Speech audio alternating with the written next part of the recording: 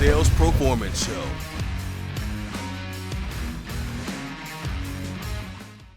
All right, everybody, welcome back to the Sales Proformance Show. I am your host, Dave Sliman. Thank you all for your support right now and sharing the show, liking the show. We really, really appreciate it. And today I have a great guest. This guy was on top of his game, Major League Baseball player, Chandler Shepherd. Pitcher, collegiately, did outstanding, was in the pros for a number of years, and then came to that point where he had to make a transition in his career. And some of you may be out there. Some of you may be thinking about making a transition. Some of you may be in the middle of a transition. And some of you may have done a transition. I mean, I've been there myself. So today we really want to unpack the story and really get into this transition of going from one career, being on top of the game, and then going to another career and now being on top of the game, and what it really takes. So Chandler, I want to thank you for being on the Sales Proformance Show, and welcome. No, awesome. Thank you for having me. Yeah, I'm super excited. Great, man. Great. Well, listen, let's dig into a little bit of your history. Obviously, being a Major League Baseball player for the numbers of years, I've done a little research. Mm-hmm. I mean, that's no easy feat. I mean, you are the top level, best of your game. Give our guests a little bit of background about your story and your history and through those years. Yeah, baseball, it's tough, right? It's a long road. So I grew up in a small town called Louisa in Kentucky, southeastern Kentucky. Yeah. Played every sport that, I could get involved with. I just was ate up with anything competition. Like, that's what I wanted to do. Found out kind of early that baseball was the path that, was right for me. I wanted to pursue that. Ended up, long story short, got a scholarship to the University of Kentucky. Spent 3 years. Then second time through the draft process was the winner. The first time, so I got drafted out of high school, decided, hey, this wasn't right for me at the time. Better going forward for me to go, get some education, kind of develop, mature off the field too as well, and, gain some more skills in baseball. So that was the right choice for me. Was drafted in 2014 by the Boston Red Sox. Spent, I think, 6 or 7 years, a long time with that organization. And everyone kind of talks about, the minor league systems in baseball, and it's a long road. There's 5 levels that you kind of progress through, and, it's not always easy, right? Oh, this guy, hey, he's on TV playing baseball. Like, they don't talk a lot about the stories and, the path coming up through there. It's a lot of, bus rides and peanut butter and jelly sandwiches and things like that, right? But yeah, so bounced around. It was 2019. I was designated from the Red Sox, and then basically became a journeyman pitcher. So I bounced around. I went to Baltimore, Chicago Cubs, Minnesota Twins, kind of where I finished up at, but finally caught a break in 2019, debuted with Baltimore, and spent parts of 19 and 20 in the major leagues with them. Nice, man. Yeah. Nice. Listen, I want to touch on something you just said. When you're up on that mound and you're playing in the major leagues, I mean, it's got to be an unbelievable feeling. And people see on TV and they want to really applaud that. And I do. I mean, I applaud that point. But going through that grind in the minors, like you said, and the bus rides and the ups and the downs and games where you're probably on point, and there's other games where you just didn't have it that day, but you keep pushing through. I don't think that's the real journey. Yeah. Right? That's the real journey. Can you speak to that? Were there times where you were like, man, I just don't know? Or were you always like, man, I am going to get there. I am going to be on that major league stage, and I don't know how, but I'm going to get there. What was your mindset during that time? It's a good blend of both of those. Like I told myself every day, this is, I've worked my whole life for this. Like, this is what I want, and I'm not going to stop until, I get there, until this is accomplished. With that being said, 100%, there were days, weeks, even months at sometimes where it's just hard. It's hard to show back up at the ballpark, and maybe you're not pitching well for a couple outings, or hey, this start didn't go the way I wanted it to. Do I have what it takes? Kind of that mindset, and it's tough. Again, I keep going back to I'm so thankful that I got to experience playing pretty big time college baseball, because I did learn a lot of the mental side of the game to get through that. It's a lot. I couldn't imagine going straight into that, kind of thrown in the fire at 17, 18 years old and having to work through that stuff. So, like I said, it was tough, but it's one of those things you're surrounded by, you know, 30 guys, 26, 28 guys at a time that all kind of have that same mindset, that mentality. So it makes it a little bit easier to show up to work every day and just keep pushing through it, And keep grinding through it. Yeah. Yeah. I again, we're going to get into the transition and talk about your Mm-hmm. career and stuff. We all have mentors. We have those people who really played a huge part in the development. I'm sure you came across a lot of those. Was there anyone particular that you could call out right now at the top of your head that was like, man, they made a huge impact on my career in getting to that point? Or were there a lot of them? Too many, yeah. With all the levels, all the different stops that you make through, which in my case, I bounced around a lot. I moved up through the system fairly quickly. It kind of seemed like every couple months I was with a new group of guys on a new team, and there's always that core group. I loved hanging around, shadowing the veteran guys. They had been doing it for a long time. They just had their stuff together. They had what it took mentally, as long with obviously being super talented at baseball. But yeah, there's so many to count. And that's what, I talk to everyone about. Like, I miss that a lot, like the clubhouse environment, being around the guys and that group, the dynamic that you just are with on a daily basis. Like, it's hard to replicate that. It really is. The camaraderie. Yeah, absolutely. Yeah. All right. I do want to reflect back because, we want to celebrate some of these moments that you had. But the first time you were on a major league mound, like, what is going through your head? Where were you? I'm sure you can recall it. Oh, absolutely. Yeah. So it was August 13th, 2019, Yankee Stadium. So thrown right in the mix. Yeah. Oh.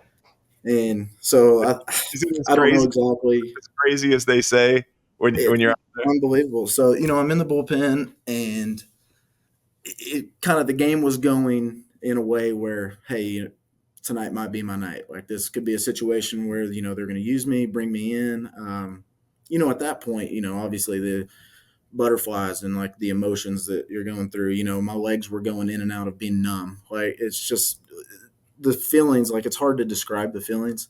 But I tell everyone, I remember some of the veteran guys told me, like, hey, when you run out of the bullpen, you go into the game, just don't look up. Right. I think somewhere on that game in particular, it was towards the end of the season, I think somewhere around 50,000. So I'm like, okay, don't look up. I just remember that replaying in my head, don't look up. So get your catcher, lock eyes with him, and don't take your eyes off of him. Yeah. So I get on the mound. I walked onto the catcher, throwing warm-up pitches. I remember catching a ball back from the catcher, looking down at my feet, and the dirt, like, maybe it was me. Maybe it was my legs shaking. I don't know. But the dirt was just moving of how loud, because of how loud it was in the stadium. It was just something that you can't, it's, again, waited 28, 29 years for that right there. That was unbelievable. It was, never forget it. Yeah. And all those hours and all those blood, sweat, and tears to get to that point. Was any of that going through your mind when you were out there about all the work you put in at this point, or were you just focused, just trying to get through it and not look up? Yeah, don't look up. During this, it was just let's get through it. Like, I always told myself, hey, I'm here, and that's the time before the game started and all that. I got to reflect on, the journey. And then I told myself, once I get in the bullpen and, game's going on, I'm just going to try to soak it in, because I don't know how long I'm going to be here. I don't know, if it's a 1-game deal, I just wanted to enjoy the moment because, that's 28, 29 years. That's what I spent doing. That's all I ever knew was throwing a baseball. And that's the same thing. I tell a lot of my friends and players that teammates I played with, that if I just threw that first pitch, everything that I did prior to that, just to throw one pitch, would have been worth it. Yeah. Yeah. Wow. What a great story. What a great Yeah. story. Listen, on this show, we talk a lot about personal development. Obviously, I wear this shirt because discipline is truly the thing that will put you through on your path. Yourself, guys you've played with, I know the difference of being good and being great can sometimes be that much, right? What is the difference between guys like yourself who make it to that point and also professionals who maybe you've seen through your career who have really good skills and just don't make it? Is there any one thing or maybe a few things that you can say that makes someone from good to being great? Yeah, there's definitely a few, 100%. I think, especially in the game of baseball, again, I'm sure kind of relate that to where I'm at in my life right now. There's failure. The game of baseball is wrapped around the idea of failing, and it's a really hard concept to grasp and understand that. Guys, I work with kids now, just telling them the story in baseball. I'm like, hey, that 3 out of 10 times, you're one of the best baseball players around. You're a Hall of Famer. You get a hit through. The game is based off of failure. So the earlier that you can grasp that idea, I think it would help and did help me 100%, and a lot of guys that I was around, especially the hitters, the position players. Like 162 games, 8 months, a year. It's just, you're going to fail. So now, how do you bounce back from that? And I think athletically, career, whatever your career is, I think that's just a concept to really dive into and learn how to handle that. So what I hear you saying is it's the mental game a lot. I mean, Absolutely. physically, yeah, it's the ability to shake it off a little bit, the ability to, you're going to take some hits. We're all going to fail, but you got to pick yourself back up when you find yourself in your ass. And I think that's Absolutely. Yeah. Well, I mean, again, you get to a certain level of whatever career that you're in, you're surrounded where everyone is talented, right? yeah. Especially, athletically, you get to that level, once you step on that first, even if it's in A ball at the lowest level, everyone's professionals, like they're professional baseball players. So talent it's there. Everyone's good. How are you going to separate yourself, and it's got to be the mental side of the game, 100%. Yeah, it's interesting. Roger Federer's one of the best tennis players ever at that point, just did a speech that a friend sent to me on Friday. And he was talking about, and don't quote me on these numbers or anything, but he was talking about, all the majors he's won and the matches he's won. He's won like 80% of his matches. But do you realize he was saying in there, and again, don't quote me on this number, but he was saying that he lost 51% of his points. So think about that. This guy has won 80% of his matches, but he's lost more than half of his points. And the point he was trying to make in this, going to the point, was you got to forget it. Sometimes you've got to focus on the next point. You've got to focus on the next step. You've got to focus on the next position. You got to focus on the next presentation, whatever that is, what you're doing personally or professionally.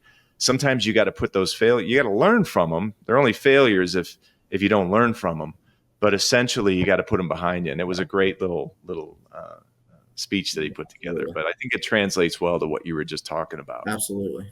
Yeah. So, all right. So now let's talk transition, right? You're getting to the end of your career. Do you know it at this point? Are there signs? Obviously, that's probably a dumb question, but more importantly, what are the telling signs that you're starting to get to the end of your professional career? Yeah. I definitely knew 2000. 22, 21, 22, somewhere around in there. It's kind of a season by season basis. At that point I was 30, 31, body was kind of going through some stuff. I had some injuries in the past. Decided to give it one more go. That last season, I ended up getting injured again, tore my forearm up pretty good. And really that wasn't that wasn't the deciding factor. Really what it was, man, I have two girls now, two little girls. I've got a family, that's, especially my wife has followed me around and done, hotel after hotel and done this. Like, I think it's time for me to be a dad and move on and be there for them, So that was, to be honest, was probably the deciding factor. Yeah, gosh. I think, thinking more and talking about this with you, the ride for the family, Yeah. and you're traveling a lot, and how old are your kids, or how old were they at the time? Yeah. 3 and 1 now. So, Yeah. 1.5 Yeah. and pregnant. Yeah. Yeah. Right. Yeah. Yeah. And obviously you're probably going through some challenges, and Mhm. then mentally again, Yeah. with family, I mean, family's everything. So you're getting to that point where you're knowing, hey, listen, I'm going to be, winding down my career. So what are you thinking about at that point? Because there's professionals out there right now who may be winding down or thinking about winding down with one organization and then going to another, or starting another career, or transitioning. I mean, I did it a year and a half ago, 2 years ago, and going into the consulting world. But realistically, what are you thinking about at that time? Probably a lot of emotions going through your head if you can go back. Yeah. No, it's a lot. I mean, it was probably the hardest decision, I had to make. I still sometimes, like, I turn on the TV and watch games and, I miss it. I do. Yeah. Yeah. I think what helped me was, one, my family being there Yeah. for me and supporting me, obviously, right? And then just knowing that, hey, I can reflect back and take the skills and all the knowledge that I've gained in the game of baseball, and I know that, hey, this is going to be okay. Like, I know the transition may be hard, but, like, it's okay. We're going to get through this. Whatever road that I take, go down. I know that taking the skills from there, doesn't apply to everything, but a lot, my interest, it was, hey, let's just carry this right over, keep that momentum going, don't beat myself up too bad and, woe is me and throw the pity parties. Let's just carry right on and do what I got to do for my family. No excuses, man. Yeah, No none. excuses. Excuses only please those who make them. That's Yeah. that's what I was It's taught. easy to do. I've thought about making some excuses, but it's, you just have to, again, going back, that's some of the skills that the game of baseball taught me, Yeah. there's no Yeah, time for that. I do. I just, I'm not saying sports is for everybody. Right. Um, I was brought up on sports. I didn't play at your level, but I did have an opportunity to play in a college level. And it's just the lessons that it teaches you when things are tough. There was just this innate ability for me after time of going through the grind and trying to be the best that I could be. Um, that instilled a lot for me, not only personally, but professionally. It carries over a lot. So again, I'm not saying that sports is, maybe it's something else, but something that's going to instill some discipline and motivation in you. And also going back to what you said earlier, when things get tough, you've got to be able to persevere. You've got to push yourself through, because there's that threshold that I bring it up. I call it the brink threshold. Like, once you broke through that threshold, it's almost like a drug, man, where you're like, Mm-hmm. if you put the work in, you're going to get to this point where you're going to become a pro, and not only just in baseball, but just a pro at whatever you're doing, a pro level, whether it's sales or whether you're running a business or whatever it is. I'm a really big believer in that. So I appreciate you sharing. So now, all right, you make the decision. You're like, all right, I'm transitioning out of baseball. What next? Tell us what happens. So, yeah, I mean, it was kind of simple. I had been introduced prior, while I was still playing, to the owners here at HRY's, where I work now. Yeah. Really, and it made that transition a lot easier, because it was, not necessarily premeditated, but it was like, hey, when this time comes, like, please come talk to us. Like, Okay. let's help you make this move. Gave me an opportunity. Started out, on the phone sales. Just started out there, and I'm continuing every day. It's probably a couple years now into this, so I'm just learning something new every day. It's Yeah. every day is eventful, and I'm just taking it a day at a time. Yeah. And what skills did you adopt from your professional career in baseball now to this? Like going into this, what was your mindset and your strategy? You know, I I was pretty open minded. All I had ever done in my life was throw a baseball. Yep. Now, with that being said, there was many things off the field, going through ball that helped. Right? I mean, you have media training and talking to journalists and just time management. Holy cow, time management, right? I mean, you're on your own, like, hey, be here at this time. You got to eat, you got to get enough sleep, you got to make sure you're taking care of your body, like so much of that stuff. The biggest thing I wanted to, whatever I decided to do, whatever I ended up doing, I think the biggest skill that I learned early when I got into professional ball, like all the veteran players, the teammates, in spring training, you're around at the time, I was 1 year into this. So Yeah. you're kind of seeing the way that the current major leaguers at the time were going about their business and the way that they scheduled out their day. The biggest thing was developing a routine. So routines to me are, if you don't have a routine, that's where all the thoughts start coming in, and oh, I forgot about this, I have to do this. So especially playing 162 games a year, like I said, 7, 8 months out of the year, if you don't have a routine, you're going to get left behind very quickly. So that was immediately, I knew, okay, I've never done this before. Let's take a whirl at it. But what I'm going to do is sit down and write out, like, what does my day look like? First day working. What does this look like? I don't know. I'm making it up as I go, right? Next week rolls around. Okay, let's make some adjustments. Let's figure this out.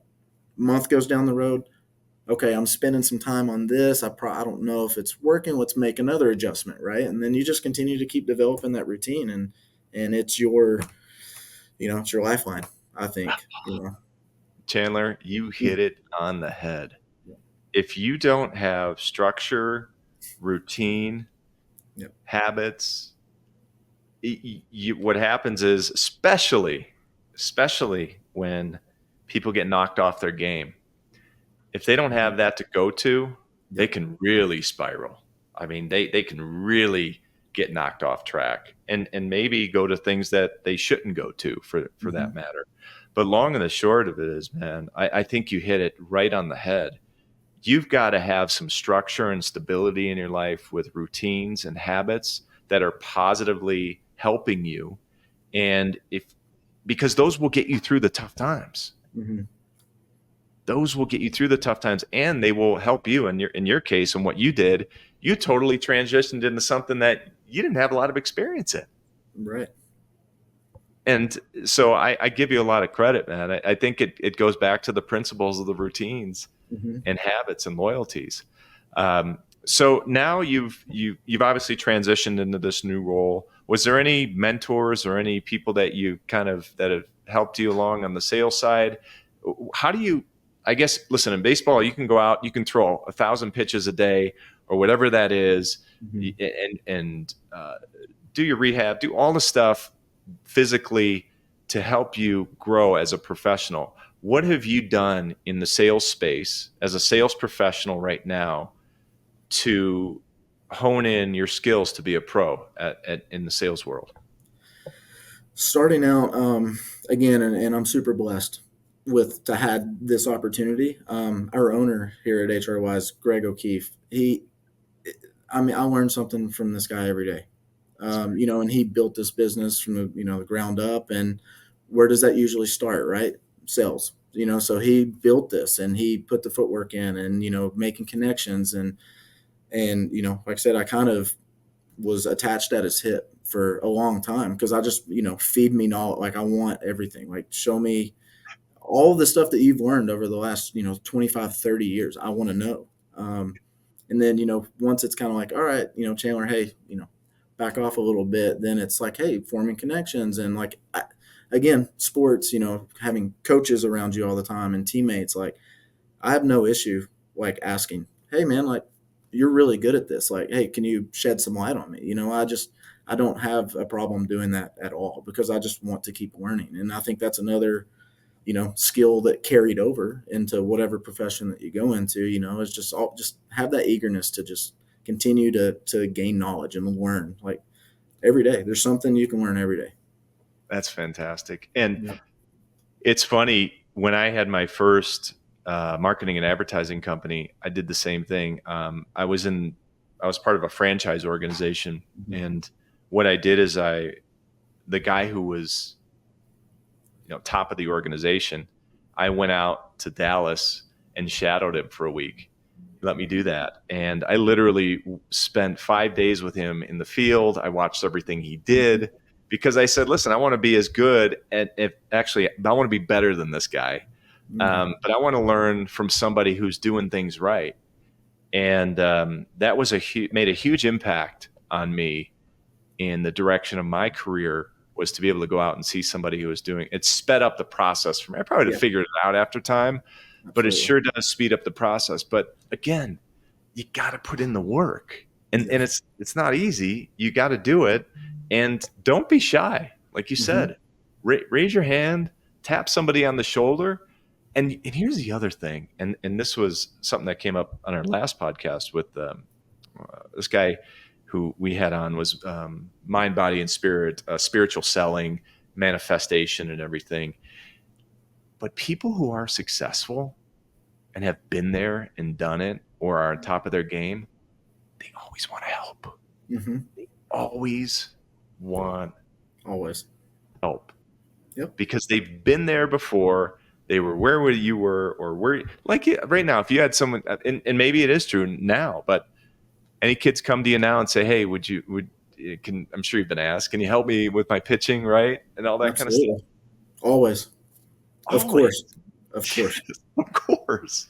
Right? Of course. And it's the same thing in the any profession or any space where you have people who are on top of their game. Those are the people who actually want to help you out the most. They really do. They really do. So this has been great, man. Tell me a little bit about what you're doing right now, just to give.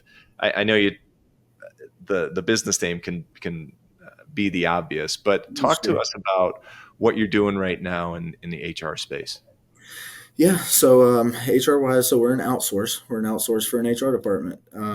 Simply, we specialize. We do payroll, benefits, risk management, and obviously all HR. So really, I am out making connections, which is awesome because I get to meet so many people, so many business owners. And, like again, it's always been baseball. So now it's like, this is so cool to meet so many professionals, in their life, in their journey and career. Like it's, again, like I keep saying, like I learn something new every single day. It's fun. Like I enjoy it. Like I enjoy having these conversations with, someone, Taylor marketing world, right? It's like, I want to learn these things, it's super cool. But we help businesses, with the outsource and help them grow, to let them focus on kind of what their core mission is and objectives in business. And we're here to help out in any way that we can.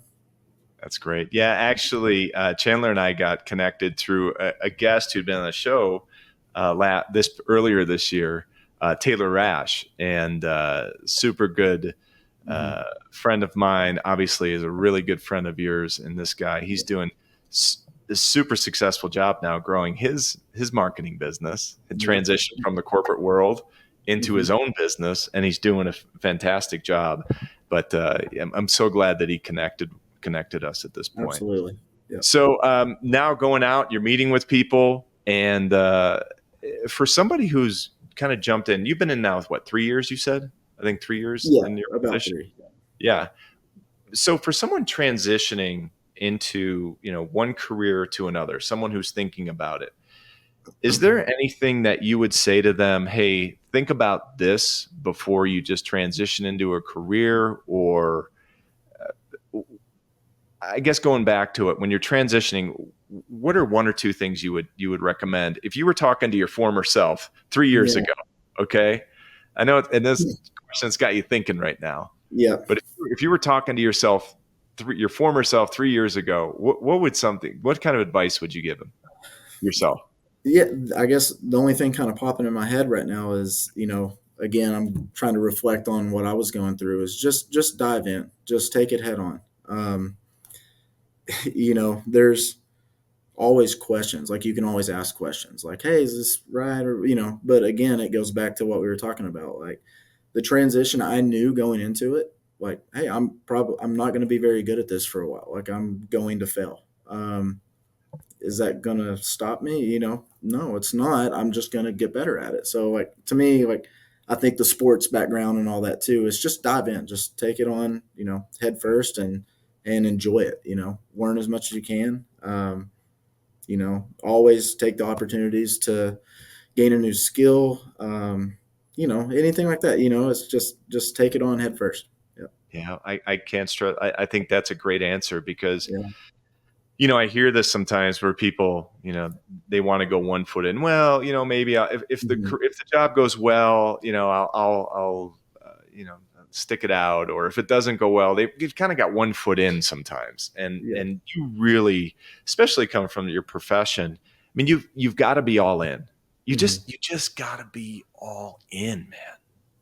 And too many times people are always looking for 1 foot out the door or another opportunity while they're starting a new opportunity. And I think that's great advice. Just be laser focused and put everything that you have into it. And it'll all work out. It's funny how the universe will, it'll inspire with you. And I say this a lot, but the universe, when you're laser focused and you're fully committed, the universe will conspire with you in order to make things happen. Have you had some of those moments too, where you're like, I mean, yeah, absolutely. I mean, especially in the world I'm in now, right? It's, I've had a lot of conversations with people, just the manifesting it, and like, hey, I put my mind towards something, like, next thing you know, maybe like I will get that phone call back, the one I've been waiting for. I will, whatever it may be, right? It absolutely happens. Yeah. And I think, you said the 1 foot in the door, like, it's really hard to progress that way. Like, and I like, it's just such a good point. Like, and that's absolutely said it way better than I did. That's just the way it is. Yeah. If you're 1 foot in the door, like,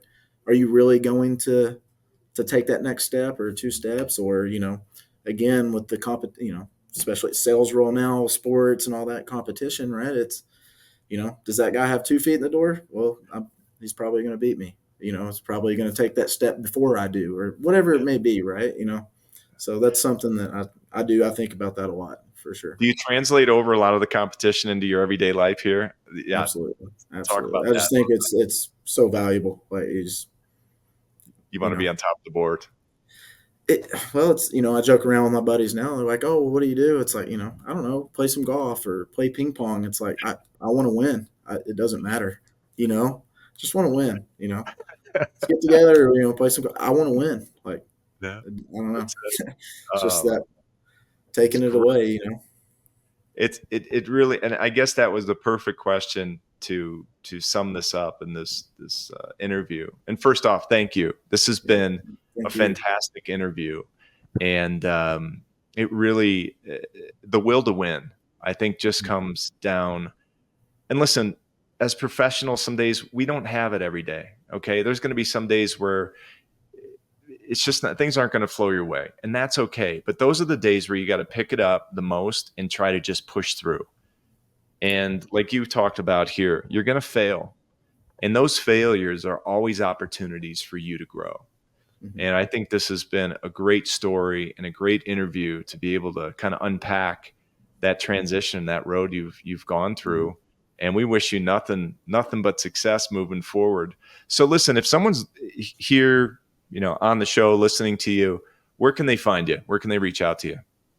You can pull us up at hrwisellc.com. Great. My information is on there. Okay. Anytime, phone's always on me. Like, if you are more, the personal relationship, shoot me a text, give me a call. Awesome. If you want to email, open to that too. Love to talk. About anything. Awesome, man. Yeah. Awesome. Listen, it has been great having you on the show. And check us out at salesproformance.com.